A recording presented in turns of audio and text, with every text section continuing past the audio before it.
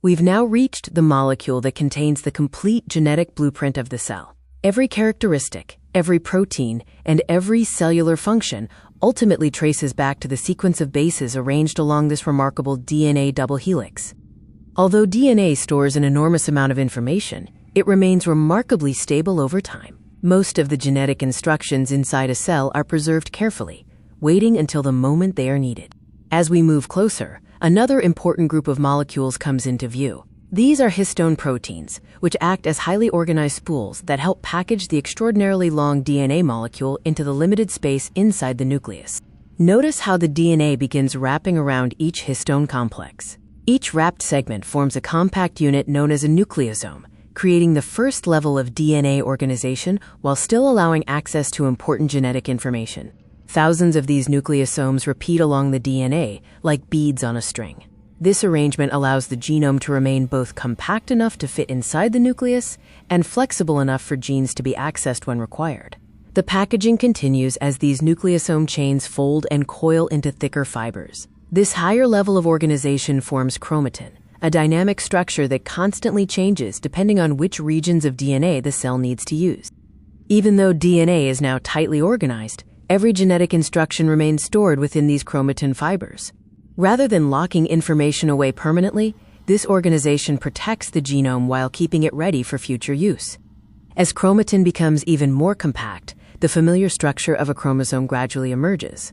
Each chromosome represents one continuous DNA molecule that has been folded with extraordinary precision inside the nucleus.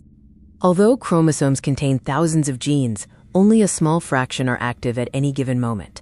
Here, one specific region begins to open as the cell prepares to use the information encoded within a particular gene. The tightly packed chromatin relaxes around the activated gene, exposing the DNA sequence beneath. This controlled opening allows the cell to respond rapidly to developmental signals and changes in its environment. A large molecular machine now arrives at the exposed DNA. This enzyme, called RNA polymerase, is responsible for reading the genetic instructions and beginning the first step of gene expression. RNA polymerase gently separates the two strands of the DNA double helix, creating a small opening where the genetic code becomes accessible. Only a short section is exposed at a time, preserving the stability of the rest of the molecule. Inside this temporary opening, complementary RNA nucleotides begin pairing with the DNA template. One important difference appears here. Uracil replaces thymine, making RNA chemically distinct from DNA while preserving the genetic message. As RNA polymerase continues moving along the gene, a growing strand of messenger RNA begins to emerge. This newly synthesized molecule carries a temporary copy of the genetic instructions needed to produce a protein.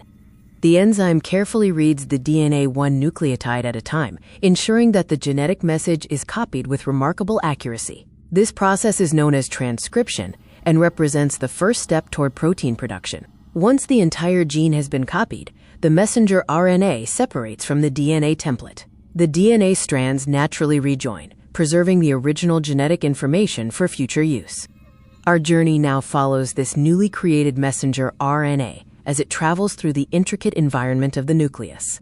Surrounded by chromosomes and chromatin, it moves toward its next destination outside the nucleus. Ahead of us, openings within the nuclear envelope begin to appear. These nuclear pores serve as carefully regulated gateways, controlling which molecules are allowed to leave or enter the nucleus. Asterisk, the messenger RNA approaches one of these nuclear pores, carrying the instructions copied from DNA only moments ago. In the next stage of our journey, this genetic message will leave the nucleus and enter the cytoplasm, where it will be translated into a functional protein.